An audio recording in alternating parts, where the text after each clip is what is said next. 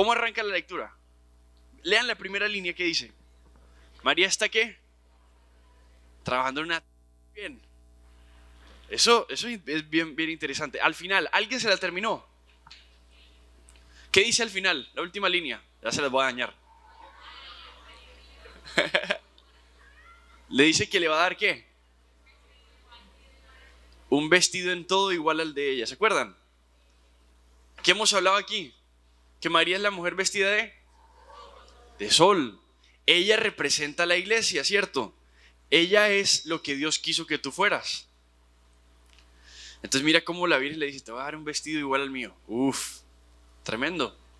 Ayer Dairis les habló algo sobre el agua, ¿se acuerdan? ¿Sí se acuerdan de eso? ¿Vieron algo del agua ahí? No, ahorita vamos con las lágrimas. Hay algo que le dice la Virgen sobre el agua. ¿Se dieron cuenta? No están graves. Eso, muy bien, repítelo duro. María es un mar que lava, dice ella. ¿Se dieron cuenta de eso?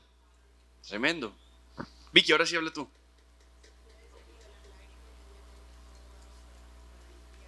Ajá. Y decía algo luego con las palabras de Jesús. ¿No te acuerdas? Ah, bueno. Grave. Había algo con la palabra. ¿Alguien se dio cuenta de eso? Esa es la más difícil de encontrar. Con las palabras de Jesús. Por ahí va, por ahí va. Que ningún agua podía limpiarla tanto como la limpiaron sus palabras. ¿Alguien se pilló eso? Ah, tremendo. ¿Qué les habló la Iris ayer sobre la palabra de Jesús? ¿Se acuerdan? ¿Se acuerdan de la palabra de Dios?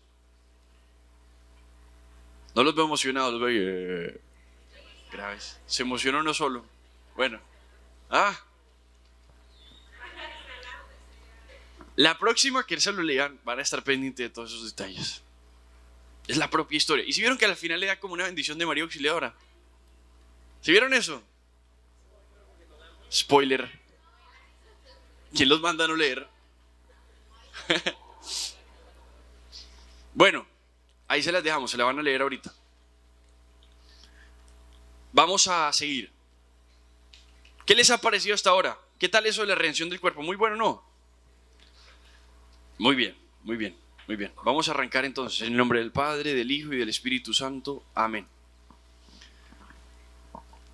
Ven, Espíritu Santo, ven por medio de la poderosa intercesión del Inmaculado Corazón de María, tu amadísima esposa. Ven, Espíritu Santo, ven por medio de la poderosa intercesión del Inmaculado Corazón de María, tu amadísima esposa. Ven, Espíritu Santo, ven por medio de la poderosa intercesión del Inmaculado Corazón de María, tu amadísima esposa. Amén.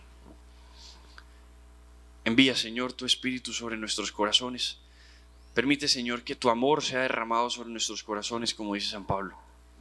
Sea derramado como una cascada de gracia que nos permita sanar. En este momento tan determinante del retiro te pido, Señor, la gracia de que se derrame como un mar de agua inmenso sobre nosotros, para que en verdad sean sanados nuestros corazones y se limpie toda mancha que había quedado en ella por el pecado. Te pido, Santísima Virgen María, tú que eres ese mar que lava, que nos recibe para prepararnos y que prepara nuestro vestido para luego encontrarnos con nuestro Señor. Que vayas ya preparando estos corazones, que los vayas preparando para lo que el Señor está dispuesto a regalarlos en esta tarde y en esta noche y el día de mañana. Prepara estos corazones, Madre de Dios.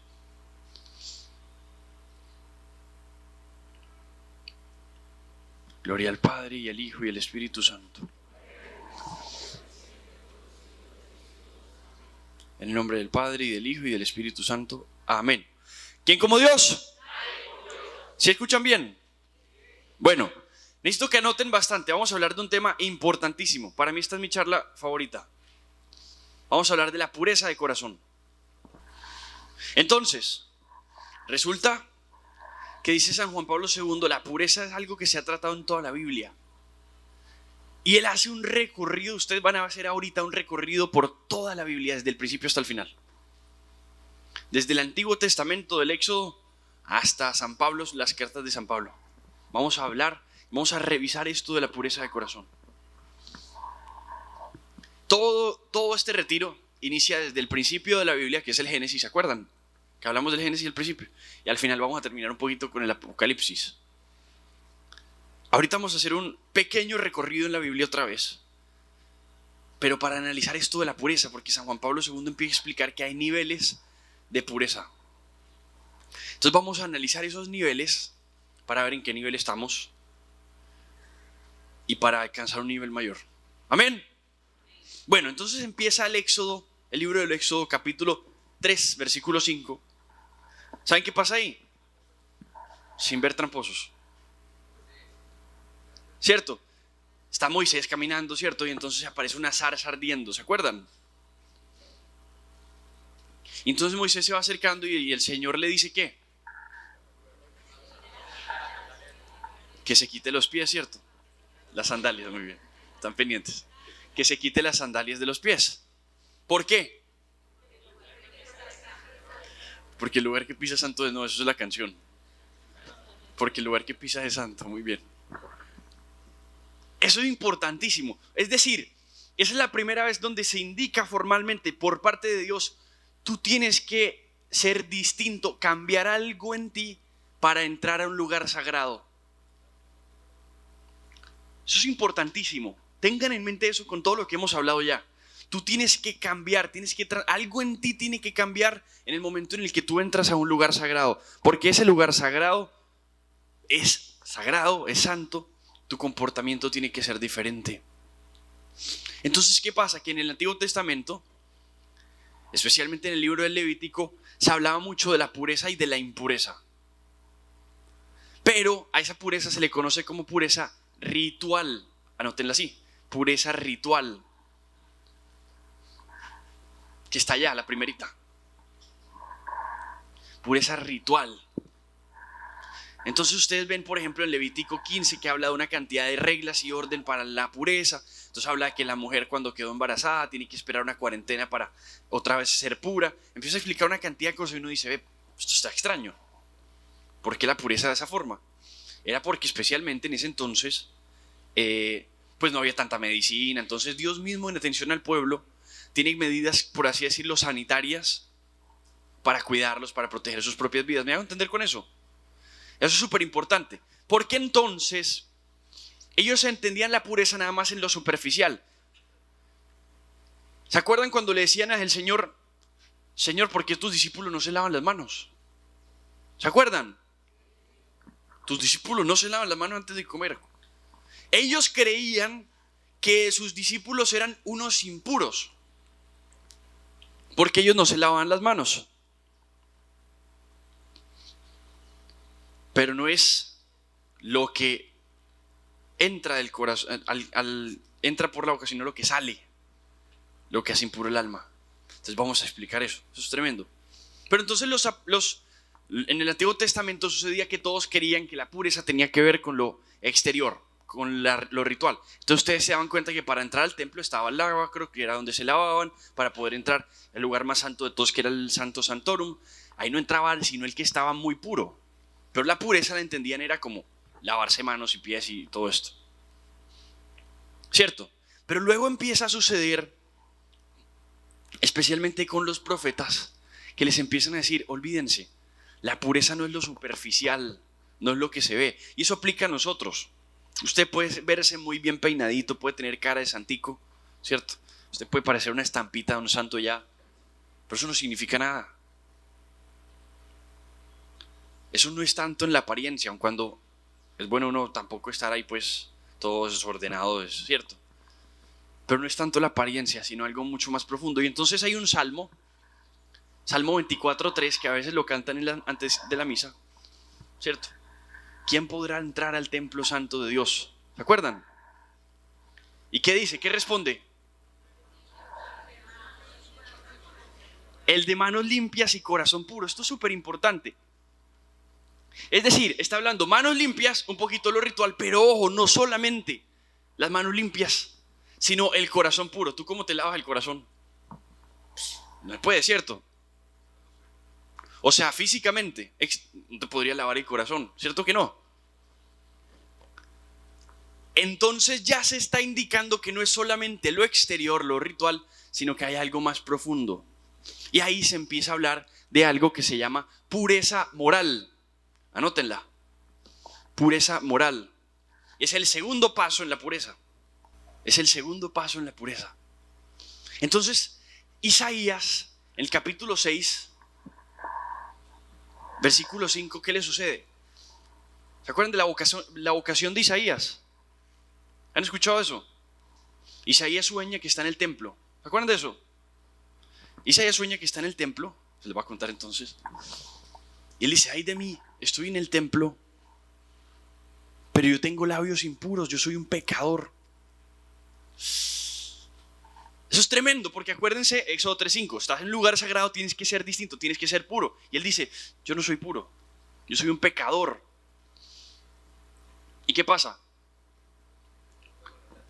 Sale un ángel con un montón de alas y unas tenazas y un carbón encendido, y se le acerca y le pone ese carbón encendido en la boca. ¿Saben eso?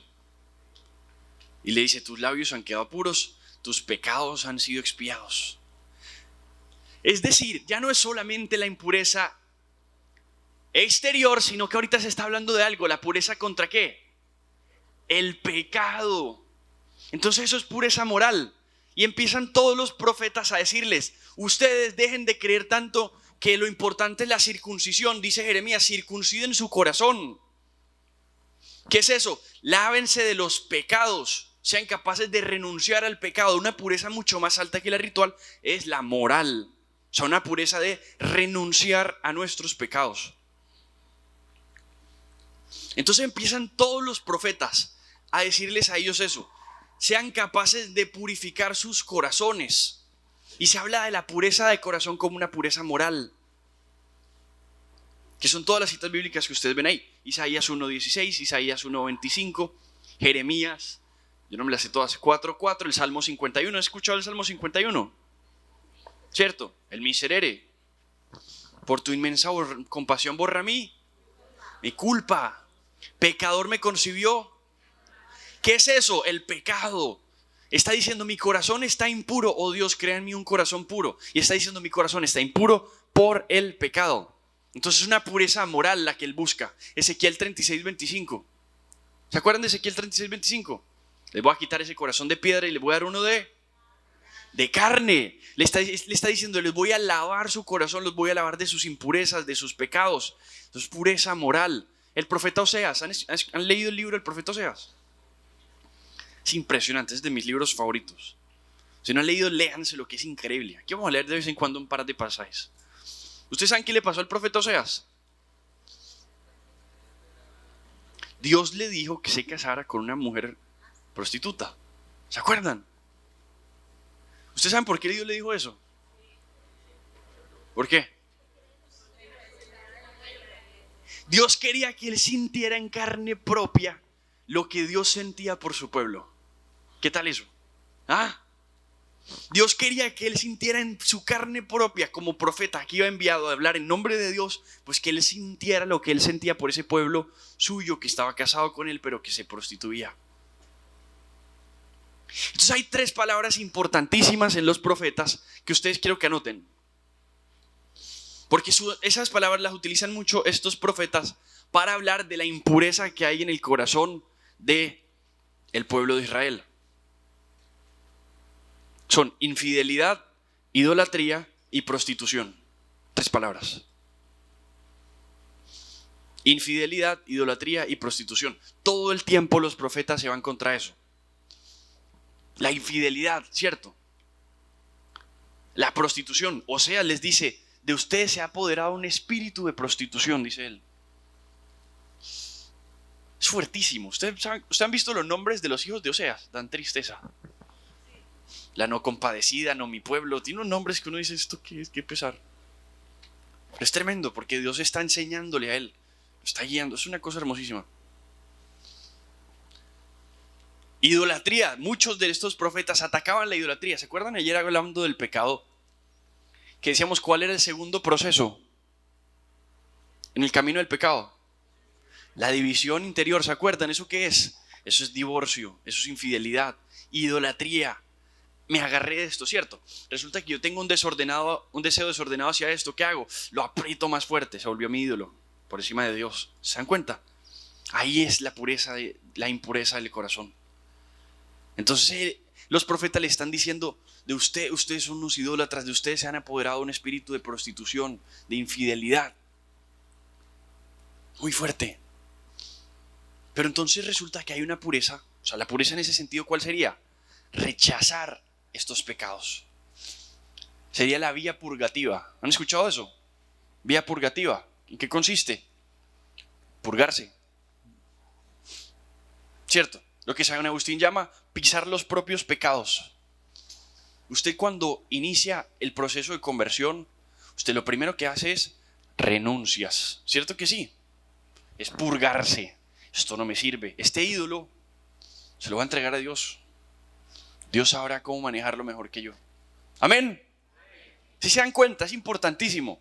El primer paso siempre es: ¿será que las cosas creadas son malas?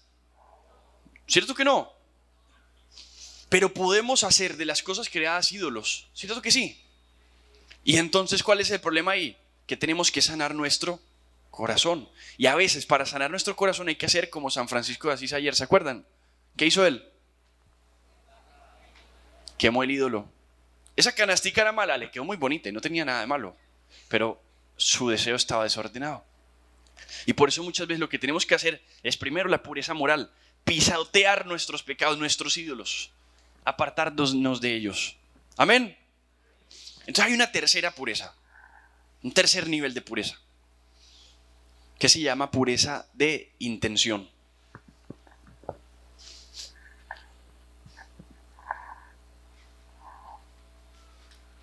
Pureza de intención. Entonces esto ya es mucho más profundo. Porque se acuerdan que ayer se habló mucho del corazón, ¿cierto? Del lugar como terreno de tus deseos. ¿Se acuerdan de eso? De esa casa interior que tú tienes. Dair les habló mucho de eso, ¿cierto? Que tú tienes como un jardín dentro de tu corazón, ¿cierto? Que está como sellado. Y solo Dios tiene una llave y tú tienes la otra. Solamente Dios puede entrar. Tú tienes un lugar ahí en tu corazón que es el terreno de tus deseos. ¿Se acuerdan que hablamos de eso? Que tú deseas felicidad, tú deseas la verdad, la belleza, el bien. ¿Se acuerdan de eso? Y que tienes un montón de deseos naturales que con el pecado se distorsionan. ¿Se acuerdan? ¿Cuál es el primer paso para pecar? ¿Cuál es el primer proceso? La desconfianza. El segundo, la división. ¿Qué hacemos nosotros? Estamos volviendo atrás. Entonces, primero estamos desdividiéndonos, uniéndonos, ¿cierto? Que sería un poco la moral. Estoy rechazando esto que me divide, que es el pecado. Me divide de Dios, me separa de Dios, el divorcio. Pero ahorita en la intención es recobrar la confianza. ¿Se acuerdan que ayer Dairi les decía que la palabra de Dios es la que restaura nuestra fe? ¿Se acuerdan de eso? Pues la fe es eso, es la confianza. ¿Por dónde inicia el camino para reescribir ese guión? Por la confianza. Si la desconfianza no es el principio para el pecado, la fe, la confianza, es el camino para salir del pecado. Entonces esa confianza debe ser la pureza de intención, en que todos tus deseos, todas tus intenciones descansen ¿en quién? En Dios. Nuestros corazones están inquietos hasta que descansen en ti, dice San Agustín. Entonces la pureza de intención consiste en que las intenciones de tu corazón ya no descansen en el mundo, que al final terminarán desesperadas en las cosas creadas, sino que descansen en Dios. Marcos 7:20, nuestro Señor dice: es que es del corazón donde salen todas las malas intenciones. Y luego empieza a hacer una lista de pecados.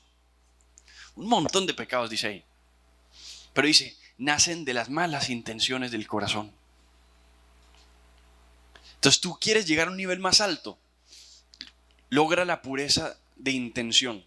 Cuando logras la pureza de intención, en tu intención tienes intenciones puras, eso te va a ayudar a alejarte del pecado. ¿Cierto? Pero hasta aquí todo esto es vida ascética. ¿Saben lo que significa la vida ascética? ¿Cierto? La vida de negación de uno mismo.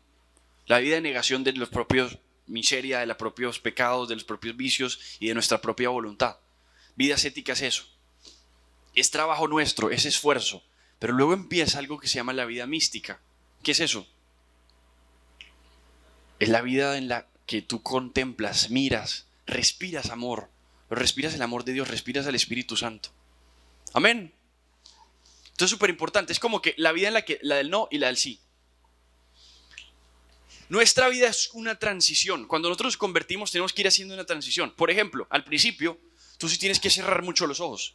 Una persona que está súper intoxicada por la pornografía, por cantidad de lujuria, por cantidad de muchas cosas, al principio tiene que aprender a no mirar, a cerrar los ojos, a cerrar los ojos. ¿Me hago entender con eso? Ese cerrar los ojos debe ir haciendo una transición, pero eso solamente lo puede hacer Dios, una gracia de Dios. Debe ir haciendo una transición hacia poder afirmar los sacramentos que tiene al frente. ¿Me hago entender? ¿Se acuerdan que les decía ayer Andresito que el cuerpo es un qué? Un sacramento.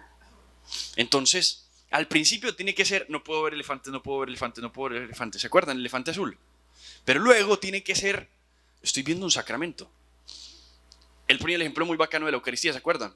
¿Cómo se siente uno cuando maltratan la Eucaristía? Cuando el cuerpo de Cristo se trata indignamente. ¿Uno qué siente en el corazón? Dolor, ¿cierto? Una ira santa así, con ganas de... ¿Cierto? Dolor. Ese dolor es un regalo que Dios les da.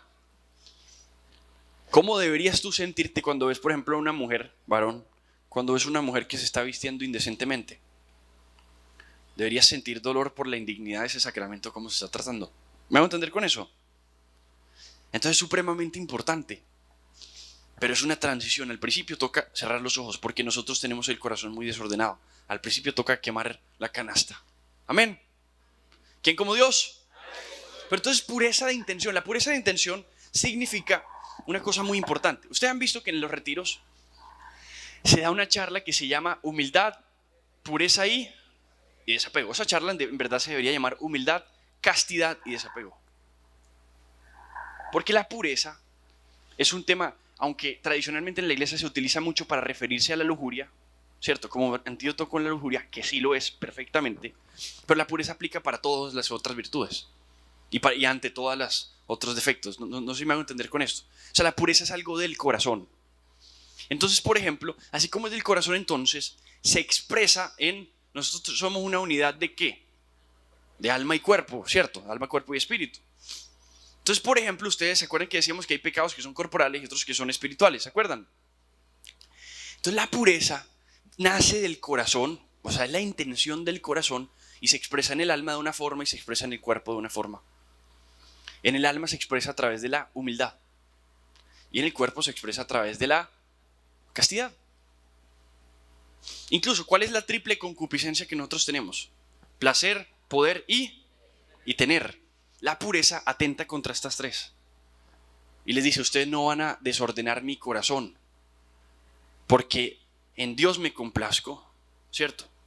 Dios me posesiona a mí y yo también lo poseo a Él. Todo descansa en Dios. ¿Me van a entender con eso? Entonces el placer, el poder, el tener. Cuando damos la charla de humildad, pureza y desapego, ¿cuáles son los tres enemigos? Soberbia, lujuria y avaricia. Soberbia, poder, lujuria, placer, avaricia, tener. La pureza nos controla eso, porque en la intención del corazón ya no es lo que está aquí en la tierra, aferrarnos a esto desordenadamente, sino descansar en Dios. ¿Vamos bien hasta ahí? ¿Están claros? ¿Dudas? Ninguna. Si están enredados, mírenme feo. Y ya yo sé y hablo más sencillito. ¿Listo? ¿Quién como Dios? Háganme caras así extrañas y ya yo sé que es que me le ve por allá. Listo. Entonces muy importante, porque entonces la pureza se entiende, según San Juan Pablo II, como una variante, una hija de la templanza, ¿cierto? La templanza es ese refreno a uno mismo que uno tiene, ¿cierto? Templanza es eso, templarse, decirse no, lo que decíamos de la vida ascética. Pero entonces dice San Juan Pablo II, hay una virtud de la pureza que es de negación y otra que es de afirmación. Es como freno y acelerador al mismo tiempo. ¿Me hago entender? Es freno y acelerador. Entonces, muy bien, entonces les explico, no se preocupen. Dice San Juan Pablo II, la pureza aplica para la vida ascética, que es lo que decíamos, la negación, y aplica para la vida mística, o el sí, ¿cierto? Es como negativa y positiva, ¿cierto? Entonces, cuando yo trato de ser humilde, cuando yo expreso humildad, ¿yo qué estoy haciendo? Estoy frenando un desorden en la excelencia, o estoy buscando una excelencia en el orden de Dios. Eso es la humildad, ¿cierto? Cuando yo estoy siendo casto, estoy haciendo que mi cuerpo obedezca al Espíritu, ¿cierto? Incluso, dice el Papa, San Juan Pablo II, que la castidad es como una humildad del cuerpo. Porque ¿qué es la humildad? Es reverencia ante la grandeza. Es uno humillarse ante la grandeza, ser capaz de reconocer la grandeza de algo. Y dice, la castidad es la humildad del cuerpo porque la castidad te ayuda a reconocer que el alma es el que debe dirigir y a reconocer lo sagrado del alma, ¿cierto? Dios trazó su alma en nosotros. Es decir, ¿cuál es el mayor grado de humildad de todos? ¿Cuál? La obediencia, ¿cierto que sí? Pues la castidad es la obediencia del cuerpo al espíritu. Entonces por eso es una humildad del cuerpo. ¿Sí se la pillan? ¿O se enredaron? La castidad es la obediencia del cuerpo al espíritu.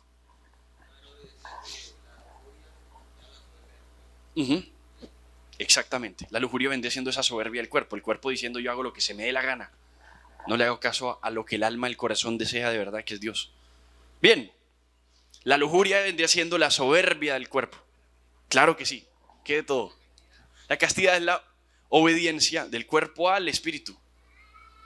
¿Sí se dan cuenta?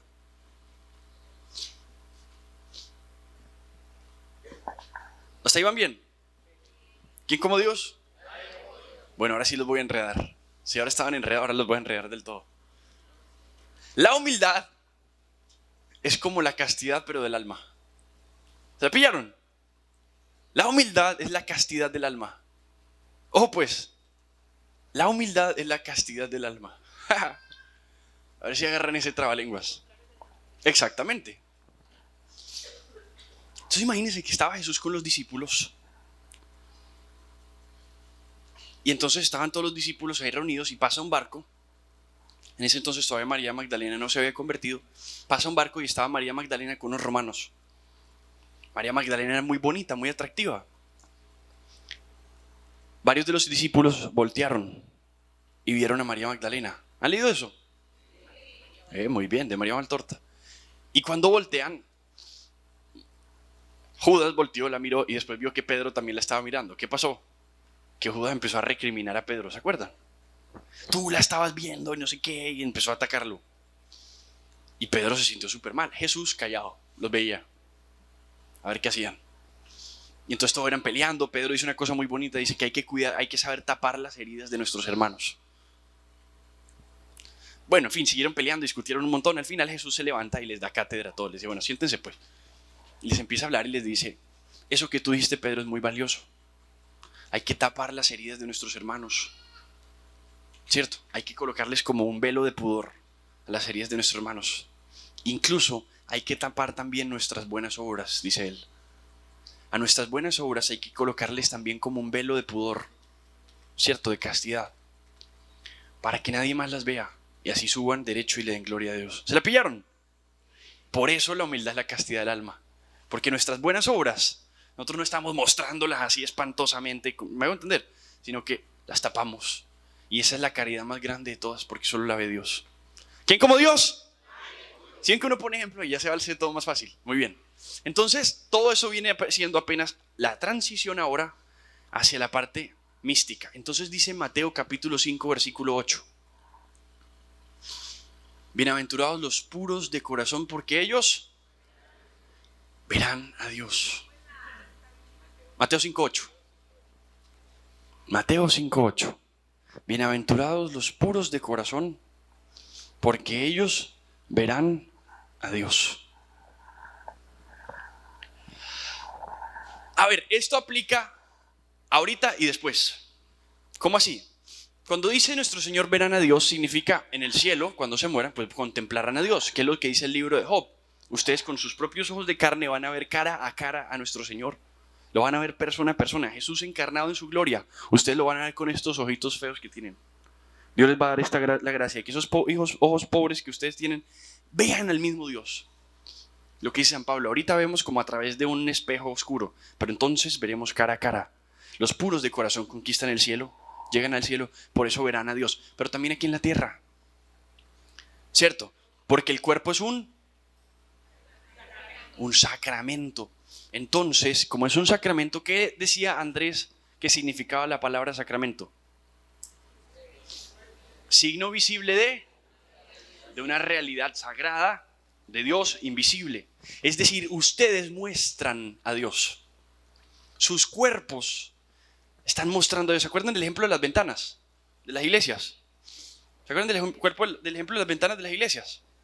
Es muy interesante. Porque ¿qué dice ese ejemplo? Que ustedes cuando pecan pierden la semejanza con Dios. ¿Cierto?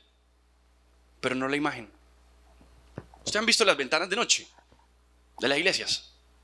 Son feas. ¿Las han visto? La ventana de la iglesia de noche sin la luz. Se ve toda negra así, sucia. Se ve muy fea. Pero le pega la luz y eso brillan todos esos colores impresionantes. ¿Cierto que sí? Es muy hermoso los vitrales de las iglesias. Eso es tremendo porque así nos pasa a nosotros. Recuerden que hablábamos del vestido que es como una luz que traspasa nuestro cuerpo. Hay personas que están tan llenas de Dios que muestran la gloria de Dios. San Pedro de Alcántara, un santo en la iglesia, la gente con solo verlo se tiraba al piso a llorar. De la santidad que tenía el tipo. Se tiraban al piso a llorar con solo verlo. Eso se llama mostrar la gloria de Dios. Amén. Tremendo. Pídanle a Dios esa gracia. Luz Marina, hasta que se habla hace rato. Te voy a contar una historia. Le voy a contar una historia, de pronto algunos ya la han escuchado. Los que me conocen de hace tiempito saben que yo hubo un tiempo en el que no quería venir mucho a Lazo, ¿se acuerdan? Algunos de pronto saben de eso. Y yo era bien complicado, yo era así bastante escéptico y a mí me traían a los retiros obligados. Yo vine por ahí a 8 retiros de conversión, ¿tú te acuerdas? Carmen también se acuerda. Y de los retiros salía yo con la misma cara. Me decían duro de convertir 4.0. Era súper. Y pasó que pues una vez mis papás, yo no sé qué tramullos se inventaron, pero me hicieron ir a una misión, a una toma misionera. ¿Saben qué son las tomas misioneras? Sí, ir a tocar la puerta a las personas y hablarles de Dios, ¿cierto? Y yo, bueno, vamos. Eso parecía lo más extraño del mundo. Y estos son testigos de Jehová católicos, ¿esto qué es? Fuimos pues con unos misioneros a Fundación Magdalena. Y pues estábamos eso. Yo iba como con 3 misioneros. Yo les decía, hablen ustedes. Yo no, ni creo en Dios. En una de esas entramos a la casa de una señora. La señora nos abrió la puerta. Y la señora pues nos sentó, súper querida. Ella tenía un hijo especial. Ella era mamá soltera. El joven tenía síndrome de Down. Y él tenía más o menos mi edad. Ella se pone a contarnos que a él, sus amistades malas de afuera de la calle, le dijeron que no entrara a las iglesias. Porque en las iglesias le hacían daño y abusaban de los niños, de los jóvenes. Y él no entendía muy bien, por la discapacidad mental, no era capaz de entrar a una iglesia. Le daba miedo, se ponía pálido, frío. Él me decía, no soy capaz de hacerlo entrar. Y le daba muy duro, lloraba, nos contaba. En esa la señora llega y dice, yo quiero que tú hables con él. Y no mencionó ni a Faber ni al otro que estaba ahí. Y, ay, Dios mío, aquí fue. El ateo diciendo, Dios mío, muy bien. Entonces, listo, yo entro al cuarto de él y me siento a hablar con él y súper directo le dije, mira, la verdad es que yo no creo en Dios. Le dije así. Y el hombre se ha indignado, le dio rabia. Me dijo, ¿cómo así que tú no crees en Dios? Y empezó a hacerme él como sus argumentos de por qué Dios sí existe. Una brutalidad. Y en ese momento, no me acuerdo ni qué dijo, no me acuerdo absolutamente nada de lo que dijo. Pero yo le vi el rostro a Dios ahí. Yo vi al Señor ahí en ese lugar, gritándome así que me amaba. Y yo me tiré al piso a llorar así. Él se asustó, ¿qué hubo? ¿Qué te pasó? Fue muy bacán. Entonces ya después salí, ya a mis papás les dije que no molestaba más y aquí estoy. ¿Por qué les cuento eso? Porque para mí eso fue como ver una ventana de una iglesia así llena de luz. Lo que tú decías. Yo le vi en su rostro el rostro de Dios. ¿Yo era puro de corazón? No. Incluso hasta ahorita tampoco. Todavía lucho contra eso. Pero el Señor me dio esa gracia especial porque me dijo, ya me cansé pues de reventarte todo el tiempo diciéndote cosas y no me haces caso. ¿Se acuerdan que les hablaba que en nuestro corazón tenemos un deseo de verdad, belleza y bien? ¿Se acuerdan de eso? Eso es súper importante. Porque Dios utiliza estas tres para acercarnos a Él. Y muchas veces la verdad no entra. A mí me dijeron muchas cosas aquí en los retiros. Y yo todo soberbio decía, ¿qué me van a decir estos tontos a mí? No sé qué. ¿Cierto? La verdad era... Y yo no. Y no le dejaba entrar. ¿Cierto? Pero la belleza, Benedicto XVI dice que la belleza hiere nuestro corazón y por fin nos abre los ojos para conocer la verdad y experimentar el bien. Se lo repito. La belleza hiere nuestro corazón. Hiere nuestro corazón.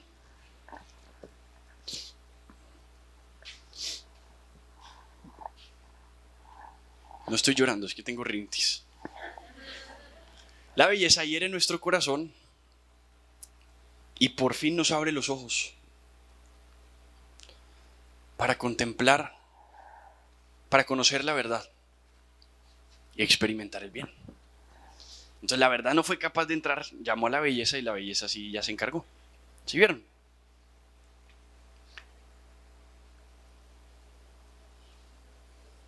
Entonces, bienaventurados los puros de corazón, porque ellos verán a Dios allá en el cielo, aquí en la tierra. Y bienaventurados los puros de corazón, porque ellos manifestarán a Dios a los demás. La gente será capaz de ver a Dios en ti si eres puro de corazón.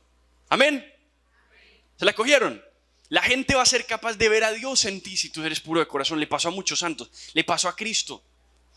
Mateo 6:22. Píllense esta cita bíblica a ver qué les dice. Mateo 6:22. Dice el Señor, la lámpara del ojo, la lámpara del cuerpo, muy bien, para si están pendientes, ya lo escribí mal, no se preocupen. La lámpara del cuerpo es el ojo. Ojo pues que no dices que la ventana del alma, la lámpara del cuerpo es el ojo. Si el ojo está sano, ¿qué pasa? El cuerpo está lleno de luz. Cuerpo lleno de luz. ¿A qué le suena eso de cuerpo lleno de luz? Yo no sé si hemos hablado algo aquí de eso. La transfiguración, resplandeciente. ¿Se acuerdan del vestido? ¿Se acuerdan? O sea, la persona pura de corazón tiene el vestido. ¿Se la pillan? ¡Qué impresionante! No lo estoy diciendo yo, lo dice nuestro Señor. Los que tienen ojos sanos tienen el vestido. Pero si sus ojos están enfermos, todo su cuerpo estará en oscuridad. Tremendo. ¿Por qué no se emocionan? Yo soy el único emocionado aquí. Muy bien. ¿Quién como Dios?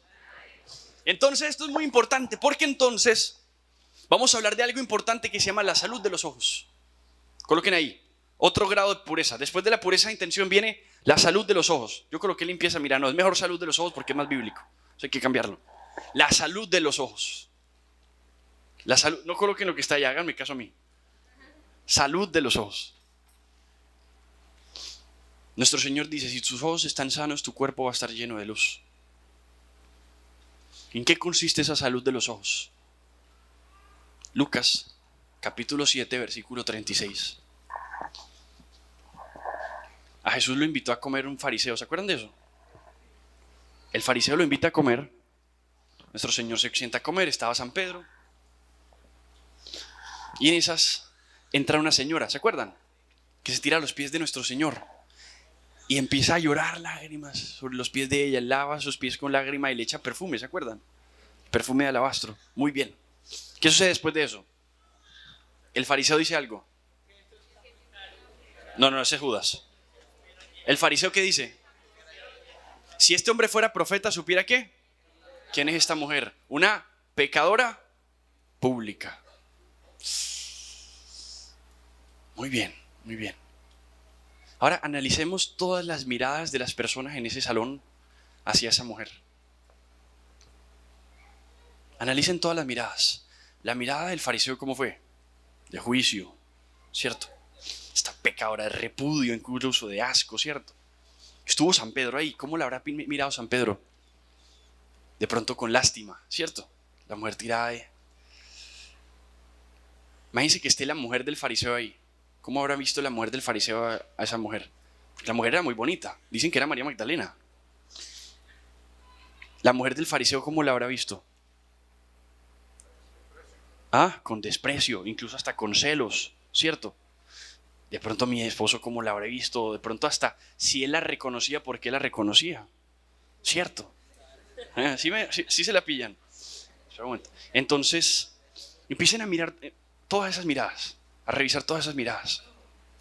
¿Y cómo era la de Jesús?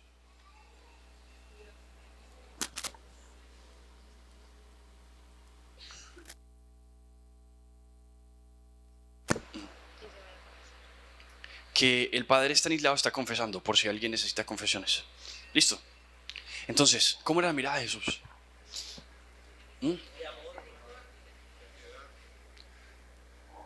Repítelo. De piedad. ¿Lo leíste? Muy bien, muy bien, muy bien. ¿Quién como Dios? Era una mirada pura, era una mirada de piedad. La limpieza de mirada se logra, se alcanza por la piedad. Y aquí viene la última pureza, el grado más alto de pureza de todos. Se llama pureza carismática. Eso no me lo inventé yo. Así le llama San Juan Pablo II. Pureza carismática. Dale. Pureza.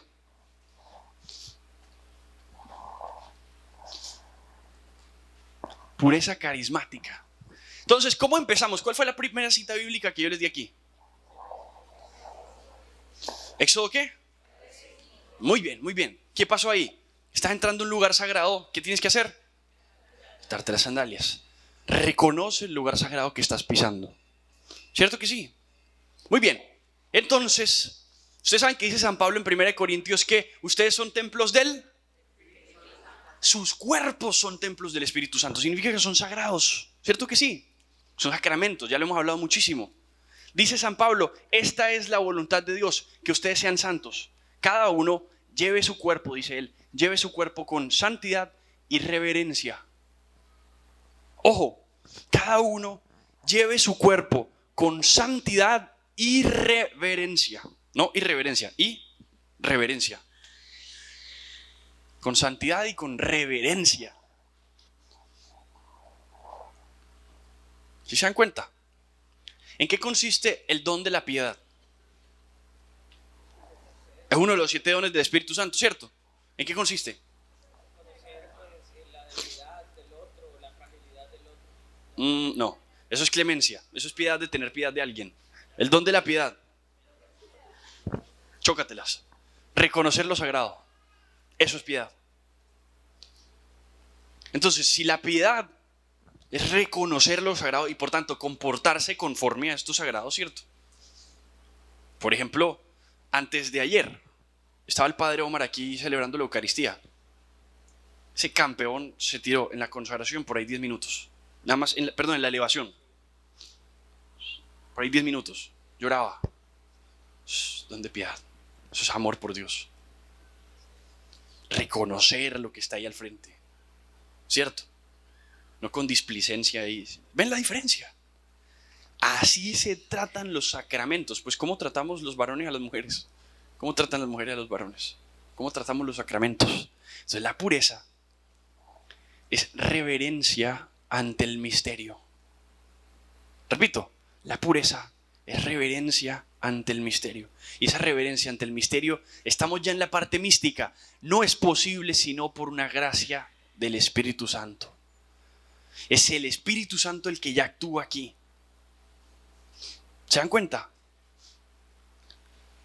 Ustedes por su propia cuenta no alcanzan esto, es un don del Espíritu Santo. Entonces dice San Juan Pablo II, el don de la piedad es el que empuja a la perfección la pureza del corazón. Porque ya tú con el don de la piedad reconoces lo que es sagrado. Entonces tú ves a una mujer escotada, lo que sea, ya tú no tienes esa instinto animal, sino que al revés. Tú reconoces ahí algo que es sagrado y se está maltratando. Y en toda persona tú ves algo que es sagrado. Y entonces ya tú miras distinto. Ya no tenías que taparte los ojos. Pero tiene que pasar primero por la negación. Pero ya aquí el Señor te ha dado esa gracia. Hay que pedirla.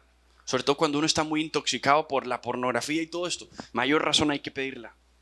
La gracia de reconocer los sacramentos. Eso es la pureza. Y por último, dice San Juan Pablo II que la pureza es la gloria de Dios en el cuerpo. Quiero que anoten eso y lo subrayen. La gloria de Dios en el cuerpo.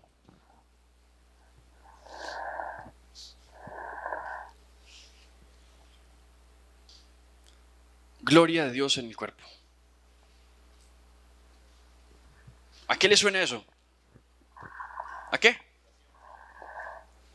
La gloria de Dios en el cuerpo. ¿A qué le suena? Al vestido, muy bien. Eso es lo que tenían Adán y Eva antes. La gloria de Dios que se reflejaba en su cuerpo. ¿Sí se la pillan? Reflejan la gloria de Dios. Las personas puras de corazón, su cuerpo está lleno de luz, reflejan la mayor belleza de todo. La Virgen, en Medjugorje, cuando se apareció, una vez le dijeron que por qué era tan hermosa. ¿Han leído eso? Y ella dijo que porque amaba mucho. Y dijo, si ustedes amaran más, no tendrían tanta necesidad de un espejo. Ahí está. La persona que tiene un corazón puro, que de verdad ama con pureza de corazón, se le nota. Y es la gloria de Dios en el cuerpo humano. ¿Cómo se dice belleza en latín? ¿Saben cómo se dice belleza en latín? ¿Saben cómo se dice belleza en latín? Se dice pulcritudo. ¿A qué le suena eso? A pureza, a limpieza. Tremendo. Santo Tomás dice que la belleza consiste en dos cosas. En claridad y proporción. Eso suena extraño. Claridad y proporción. Cuando habla de claridad, él dice que también se le puede llamar a eso luminosidad. ¿A qué le suena eso? Santo Tomás dice que la belleza consiste en dos cosas. En claridad y proporción. Ahora, cuando él dice proporción se refiere a orden. ¿Cierto? Una persona es súper desordenada. Una persona ordenada. El orden en todo es belleza. Pero especialmente la claridad, la luminosidad. ¿Y cómo se aprecia la luminosidad? Pues las personas que son puras de corazón, ¿qué dice Jesús en Mateo 6:22? Que todo su cuerpo está lleno de luminosidad. Entonces usted se siente muy feíto, muy maluco, que muy pellizcado en la cara y no sé qué. Pues sea puro de corazón y ya, con eso corona. Amén. ¿Quién como Dios? Y no necesitarán tanto un espejo, dice la Virgen. Muy bien, ¿qué vamos a hacer ahora? Ustedes tienen algunos unas hojas de reflexión, ¿es cierto que sí? Ahí mandamos a imprimir más, con la ayuda de Dios ya deben estar llegando. La segunda reflexión es una sola página, ¿ya la vieron? Los que tienen, ábranla. Busquen esa segunda reflexión que les voy a explicar algo ahí. Los que no tienen ya se las estamos trayendo, lo prometo. Por ahí debe estar José Bolívar corriendo así, con flash. La segunda reflexión tiene dos partes. Aunque esta se puede hacer con la Biblia, para los que no la tienen. Tiene dos partes, se puede hacer con la Biblia, ya les voy a explicar por qué. ¿Ya la vieron? Alguien que me la preste un momento y yo explico. Como ustedes ven, tiene aquí dos partecitas. A ver si la doblo bien. Entonces tiene esta parte, si ven, seguro los de atrás no alcanzan a ver, pero tiene un bloque a un lado que dice yo, ¿sí ven? Y tiene un bloque al otro lado que dice Dios, ¿sí ven? ¿Qué van a hacer ustedes? Van a hacer una oración de súplica al Señor en esta parte, en la que dice yo. Esa es su oración a Dios. Y luego en la otra es la respuesta de Dios a ustedes. ¿Se acuerdan que la palabra tiene fuerza, tiene poder, es creadora? ¿Cierto? Sana. ¿Se acuerdan todo lo que les dijo Dairis ayer de la palabra? Ustedes van a coger esta palabra para ustedes. La van a recibir. Es una palabra en la que el Dios te está diciendo a ti lo que desea y lo que te promete para tu vida. La palabra de Dios no es por unos cuantos, es para ti, es para todos. Es Dios hablándote al corazón.